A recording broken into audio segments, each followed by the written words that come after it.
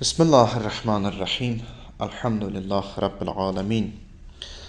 Vessalatu vesselamu ala eşrefil enbiyai vel mursalin.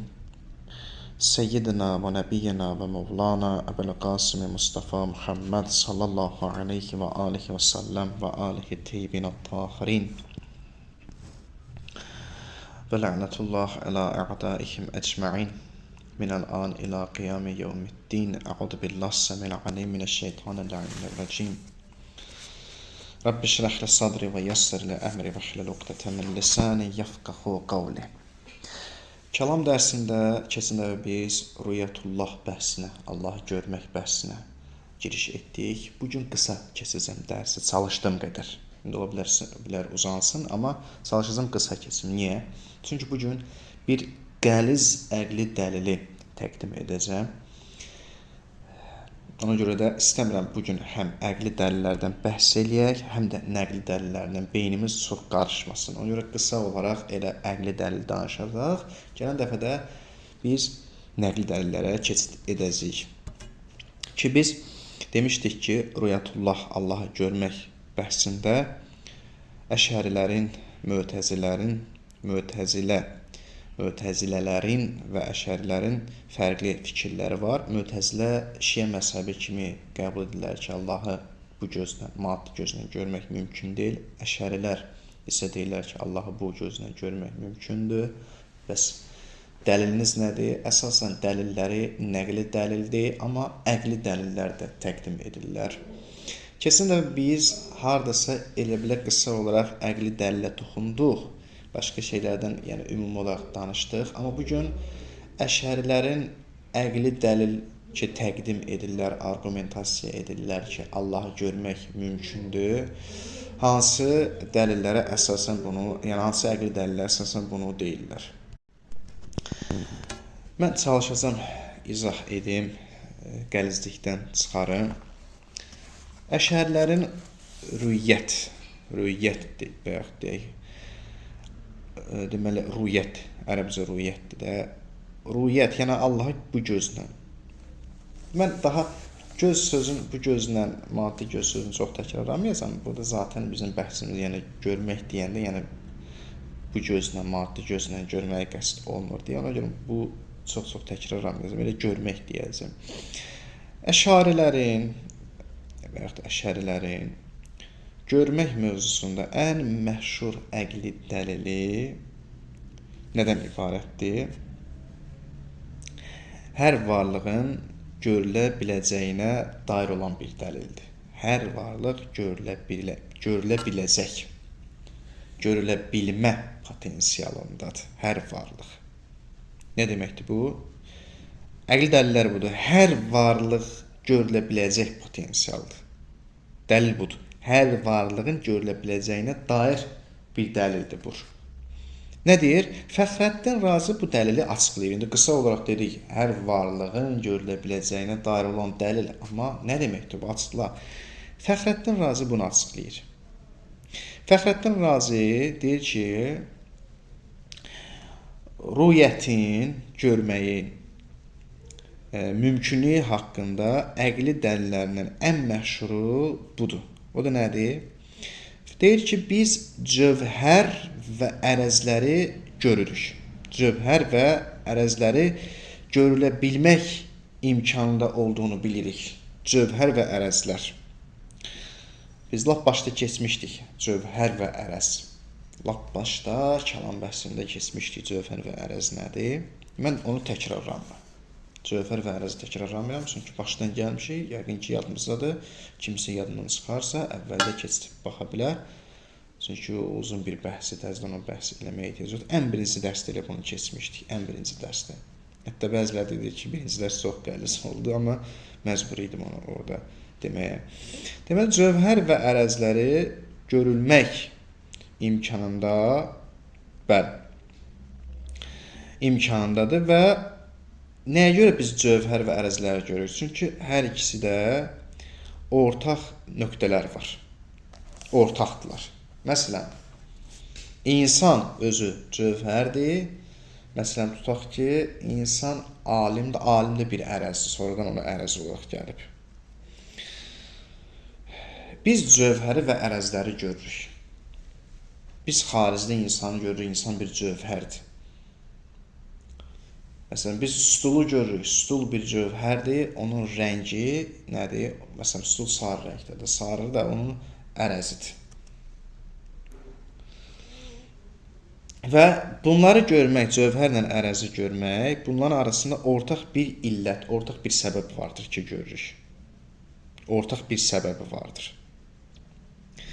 Bunların ortaq səbəbi nəyə görə məsələn mən həm cövhəri, həm illəti görürəm? Bunların ortaq səbəbi mümkün varlıq olduqlarına görə deyil. Çünki mümkün varlıq yoxluqla varlıq arasındadır. Fəlsəfədə keçmişik. Yoxluqla varlıq arasındadır. Bəs bunların ortaq nöqtələri nədir? Bunların ortaq nöqtələri və əgər ortaq nöqtələri mümkün varlıq, mümkünlüyü olsa, mümkün həm yoxluqla varlıq arasındadır. Deməli, burada yoxluq da var, insan yoxluğu görə bilməz. Ona görə görmək mümkün varlığa aid ola bilməz. İzah eləyəcəm, tələsməyin. Bilirəm, qəriz gəlir, izah eləyəcəm. Bəs nədir bunların ortaq nöqtələri? Həmən mətn olaraq oxuyuram. Bunların ortaq nöqtələri deməli nədir? Deməli, mövcudlarında. Yəni, bunların görülməsinin ortaq nöqtəsi nədir? Nəyə görə görülə bilər? Görülə bilmənin illəti, səbəbi nədir? Var olmaqdır, varlıqlardır. Yaxşı. Yəni, bu kitab dilində belə dedik. Nə deməkdir bu? Yəni, xülasə, bunu demək istəyirlər. Deyirlər ki, belə bir dəlil gətirirlər. İndi mən rahat şəkildə izah edəcəm. Hər nə görürüksə, ümumiyyətlə, varlıq adında bir şey varsa, biz bir şeyə varlıq dediksə, onu görməliyik. Onu görməliyik. Biz cövhərlə ərəz görürük. İnsanda bir cövhəri var, bir də ərəz görürük. Nə varlıq deyiriksə, onu görməliyik. Görmək, çünki varlıq deyirik. Əgər onu bu gözlə görə bilməyəcəksə, onda varlıq deyil. Varlıq gərək bu gözlə görülsün. Biz var deyirsən, amma görmürsən bu gözlə. Da nə dəxli oldu? Bir şey varlıq deyirsən, amma deyirsən bu gözlə görünmür. O nə deməkdir? Bir şey varlıq deyirsən, amma deyirsən bu gözlə görünmür. Mən insanı niyə görürəm? Mən məsələn stulu niyə görürəm? Cövhərdir. Rəngini niyə görürəm? Sarı rəngdir, ərəzdir. Bu nədir ki, bunları mən görə bilirəm bu gözlə, maddi gözlə? Səbəb nədir? Səbəb varlıqdır, ona görə varlıqları var. Biz deyəmərik ki, məsələn, burada onu deyilər ki, biz deyəmərik ki, biz bir şey görürüksə, səbəb budur ki, mümkündür, mümkün vardır. Yox, mümkün yox, çünki mümkün varlıqla yoxluq arasında, əslində mahiyyət cəhətindən varlıqla yoxluq arasında bərabərdir deyə, orada yoxluq var deyə yoxluq görünmür. Onun üçün biz deyirik ki, səbəb mümkün varlıq deyil, səbəb elə varlıqlardır, varlıq olmalardır. Mümkün varlıq vücuda və ədəmə imkanı, mümkünlüyü nədir? Bərabərdir. Və ədəmin də, yəni yoxluğun da görülməsi mümkün deyil. Ona görə burada əsas səbəb nədir? Əsas səbəbi var olmaqdır. Varlıq olur, sırf varlıqdır deyə biz onu bu gözlə görə bilirik. Yəni ki, izah edə bildim. Ona görə əşərilər deyirlər ki, biz nəyi görürüksə, biz ümumiyyətlə nəyisə varlıq deyiriksə, o görülməlidir. Allah var, deyirik Allah var. Və salam, o da varlıqda görülməlidir. Deyirsən ki, Allah var deyəndə, Allah və səbəbi nədir? Allah bu gözlə görünür. Çünki varlıqdır. Səbəbi mümkün olduğu deyil. Ümumiyyətlə, Allah mümkün deyil. İkincisi ki, mümkün olsa, varlıqla yoxluq arasında olacaq. Onda görmək problem yaranacaq. Deyə biləcək ki, deməli, burada yoxluq tərəfdə var deyə, onda görmək mümkün olmayacaq. Biz deyirik ki, elə var. Söhbət elə varlıqdan gedir. İndi sən deyirsən ki, yox, biz qiyamətdə Allahı bu gözlə görməyəcəyik, onda deyəcəksən ki, onda Allah yoxdur. Hətta deyəcək ki, onda Allah mümkün vücuddur. Çünki bu gözlə görməmək yoxluğa nisbət verir, yoxluğu ancaq görməmək olur. Bir daha qeyd edim, xülasə edeyim. Deməli, bilirəm sətrində bir daha deyirəm. Əşərilər deyirlər ki, bir şey bu gözlə, ümumiyyətlə bir şey varlıqdırsa, onu bu gözlə görülməlidir. görməliyik. Əgər desən ki, Allah bu gözlə görülməyəcək, onda belə çıxır ki, sənə Allahı yox dedin, yoxluğa nisbət verdin. Və yaxud da mümkün vücud dedin, mümkün vücudda varlıqla yoxluq arasındadır və burada bu gözlə görmənin səbəbi onun mümkün vücud olması deyil, çünki o tərəfdə yoxluq var. Bəs onun mümkün vücud onun bu gözlə görməsi səbəbi nədir? Varlıqdır, varlıq. Var deyə mən bu gözlə onu görə bilirəm. Təbii ki, indi bunun cavabına gələk. Yəni, bir dənə də bunu qeyd edim əlavə, cavabını deməmişdən qabaq. Allah varlıq cəhətindən deyirik ki, məsələn, Allah vardır və bunlar gəlib deyirlər ki, Allahın digər varlıqlarla ortaq nöqtəsi nədir? Allahın digər varlıqlarla ortaq nöqtəsi ilə varlığındadır. Necə ki, biz deyirik, cövhərlə ərəzi görürük, ortaq nöqtələri var olmaqdır. Nəinki onların mümkün vücud olması, o mümkünlüyü. Burada da deyirik ki, Allahla digərlərinin ortaq nöqtəsi nədir? Hər ikisi varlıqdır. Aha, çox gözəl. Hər ikisi varlıqdırsa, deməli, varlıqlarda şərikdirlər və mən digər varlıqları görürəmsə və əgər Allaha varlıq deyirsənsə, onu da görməliyim. Yox, Allah bu gözlə görmək olmaz, onu deyirsən ki, Allah varlıq deyil. Onda da burada bu digərlərlə şərik söhbəti aradan gedəcək. Onda bunun Allaha varlıq deyil deməyək. Və nə deyək? Yoxluqdur, yoxdur. Ona görə görə bilmirsən. Yəqin ki, izah edə bildim, bu məncə yerinə oturdu. Cavab verirlər. Bunun cavabı nədir? Bu dəlil nə qədər tutarlıdır? Yox, ilk baxışda bu dəlil güclü ola bilər. Deyə bilərsən ki, axı, mən deyirəm, Allah vardır. Məsələn, insan vardır. Bunların ortaq nöqtəsi varlıqdadır. Mən digər varlıqları görürəmsə, bu varlıq, Allahı da görməliyəm. Bu gözlə görmürəmsə, deməli, onda varlıq, ortaq nöqtəsi varlıq deyil, ümumiyyətlə yoxluq oldu. Güclü görsənə bilər ilk baxışda, amma cavab budur ki, əvvəla Allah Taala ilə məxluqat arasında varlıq baxımından bir ortaqlıq yoxdur ki. Allah heç kimlə şərik deyil ki, sən gəlib deyəsən ki, hər nə varsa o görülməlidir. Çünki niyə? Çünki biz digər varlıqları görürük. Allah da əgər digər varlıqlarla Allah da varlıq deyirsə, onda bundan ortaqda Allah da görülməlidir. Görülmürsə, onda yoxluqdur. Deməli, görülmənin səbəbi varlıqdır. Ortaq nöqtəsi varlıqdır. İndi sən gəlib burada cavab verirlər ki, burada Allah heç kimlə ortaq deyil. Varlıq cəhətində heç kimlə ortaq deyil ki, gəlib bunu deyəsən ki, Allah varlıqdırsa, digərləri də varlıqdır görsənməlidir. Varlıq cəhətindən Allah məxluqatlarla heç bir ortaqlığı yoxdur. Heç bir varlıqda ortaqlığı yoxdur. Allahın özünə xas varlığı var, digərlərinin özünə xas varlığı var. Sizin səhviniz budur. Leysə kəmislihi şey, onun bənzəri yoxdur deyəndə, o da varlıqdır. Ona görə fəlsəfə oxuyuruq, yadınıza gəlir. Siz nəyə çaşdırırsınız? Siz məfhum cəhətindən eyni götürə bilərsiniz. Anlayış cəhətindən bu da varlıqdır, bu da varlıqdır. Amma nümunə cəhətindən Allahın varlığının bənzəri yoxdur. Allahın varlığı şiddətlidir. Şiddətli olduğuna görə bu maddi gözlə görülmür. Allah Taala'nın varlığı özünə xasdır. Mümkün varlıqların varlığı isə başqa yöndən özlərinə xasdır. Və Allahın varlığının mümkün varlıqların heç bir ortaq tərəfi yoxdur. Aydın oldu? Yəqin ki, izah elə bildim.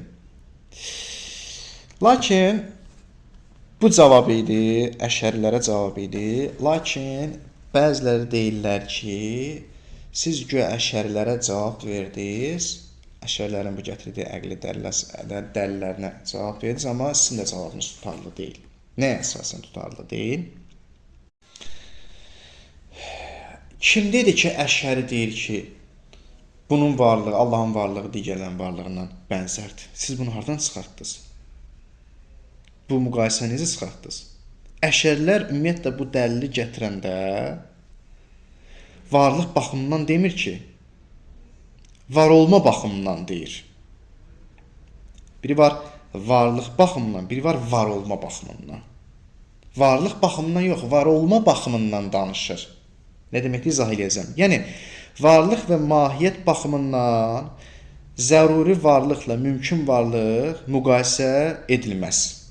Varlıq və mahiyyət baxımından. Allahın varlığı digərlərinin, məxluqatın varlığından şiddətlidir digərlərinin varlığında mahiyyət var, Allahın varlığında mahiyyət yoxdur. Keçmişik bunun fəlsəfədə. Və Allahın varlığı digərlərinin varlığından şiddətlidir. Əşəri kim dedi ki, əşəri deyir ki, bənzəri var? Xeyr. Bənzərliyini demədi. Bəs nə deyirlər? Əşəri demək istəyir ki, əşərlə demək istəyir ki, məsələn, vacib vücud vardır. Allah vardır və bilirsən ki, mümkün vücud vardır. İnsan vardır. Allah vardır, insan vardır cümlələrə baxanda var olma baxımından hər iki varlıq eynidir. Eyni şeyi göstərir. Var olma baxımından. Hər ikisi eyni şeyi göstərir.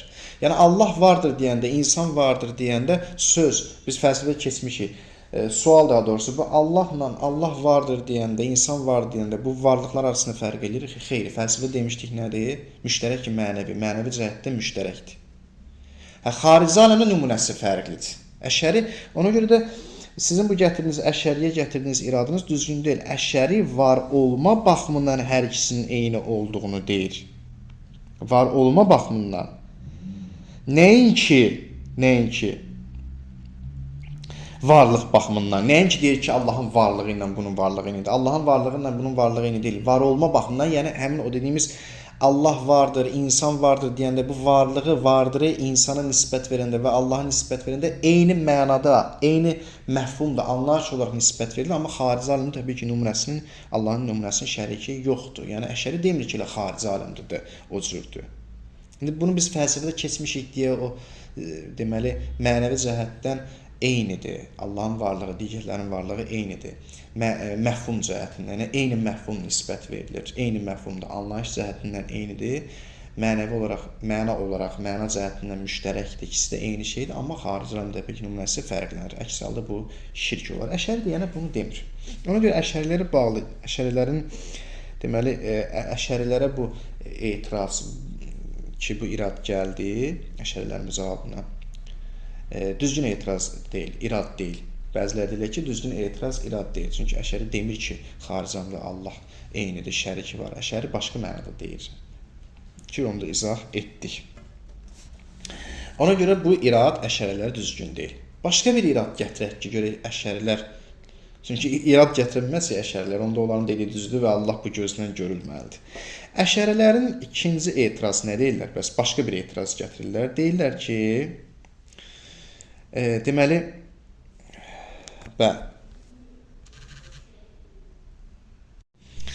belə gətirirlər ki, xülasə deyirəm, ikinci etiraz.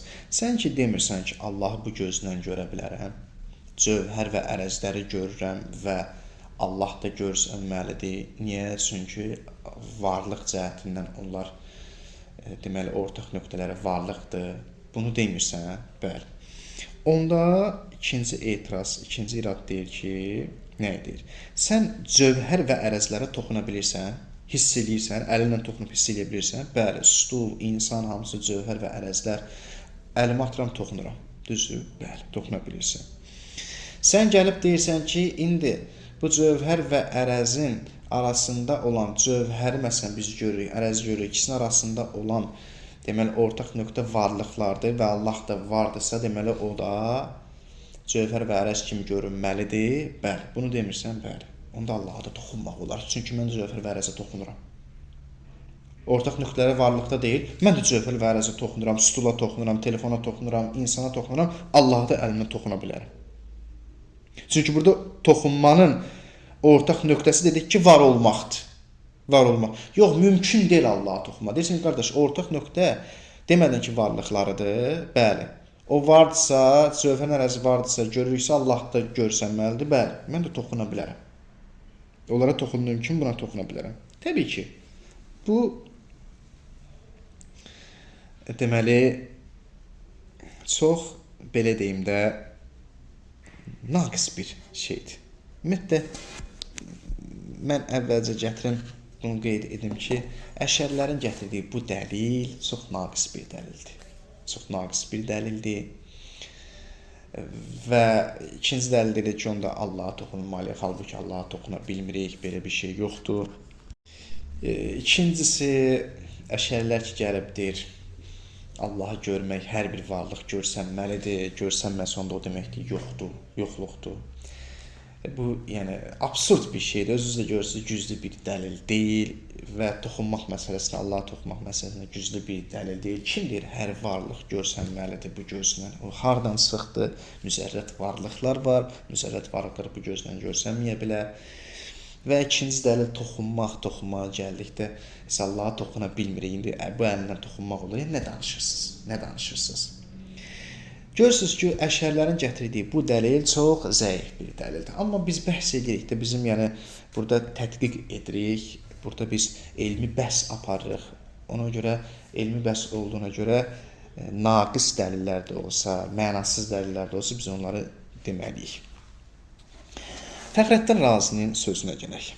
Üzr istəyirəm Fəxrəddin. Bəli, Fəxrəddin Razinin bir dənə sözünə gələk. Fəxrəddin Razi bu zəif dəlillərə görə Fəxrəddin Razi özü əşəri olub. Fəxrəddin Razi deyib ki, bu dəlili ümumiyyətlə istifadə etməyə ehtiyac yoxdur. Allah görmək barəsində bu gətirilən dəlil dediyimiz dəlili Fəxrəddin Razi deyib gətirməyə ehtiyac yoxdur. Çünki o qədər özü də zəif görür. Baxmayaraq ki, özü əşəridir. Zəif görür bu dəlil. Deyir, bunu gətirməyə ehtiyac yoxdur. Ən yaxşısı Allahın bu gözlə görülməsinin dəlili nəqli dəlildir. Vəssalam. Nəqli dəlil, mötəbər nəqli dəlillər var deyə ona görə qəbul edirik. Əqli dəlilinə isbat edə bilmərik.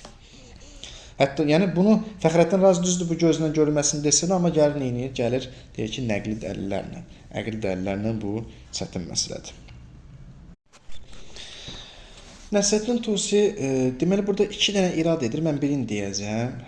Çünki belə deyim də rahat olanı deyəcəm. Nəsrəddin Tusi çox bu şeyin dərinliyə getməyə ehtiyac yoxdur deyə ona görə birini deyirəm. Nəsrəddin Tusi deyir ki, ola bilər ki, hansısa bir nəticələr ortaq olsun.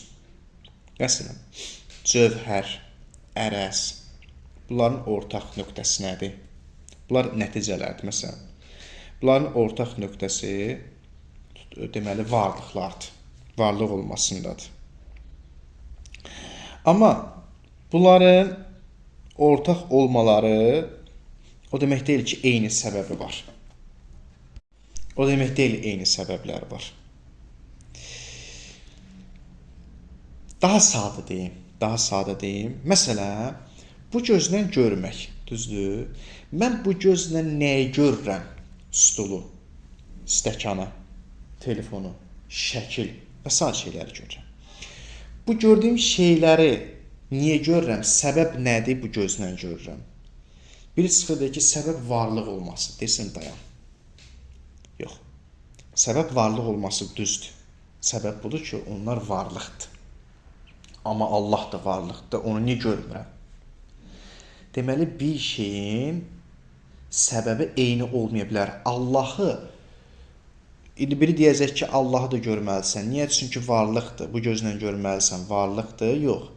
Bu gözlə görmək səbəb varlıq olmağında deyil. Bu gözlə görməyin səbəb məsələn maddə olmaqdır, cisim olmaqdır, ərəz olmaqdır, cövhər olmaqdır. Allah nə maddədir, nə cisimdir, onun fövqündədir. Bu gözlə ona görə görürük ki, varlıqdır. Yox. Allah da elə deyil. Başqa şeylər də ola bilər. Amma Allah da elə deyil. Allah başqalarla varlıqda məna cəhətindən varlığı eyni ola bilər. Allah da vardır, insan da vardır. Bəli, ola bilər. Amma Allahı da görməliyik söhbəti yoxdur. Çünki Allahın başqa səbəbi var ki, mən bu gözlə görə bilmirəm. Burada Allahı bu gözlə görməyin mənası artıq varlıq getmir. Burada nə gedir? Allah müzərrət bir varlıq olduğuna görə onu görə bilmirəm. Müzərrət bir varlıq olduğuna görə onu görə bilmirəm.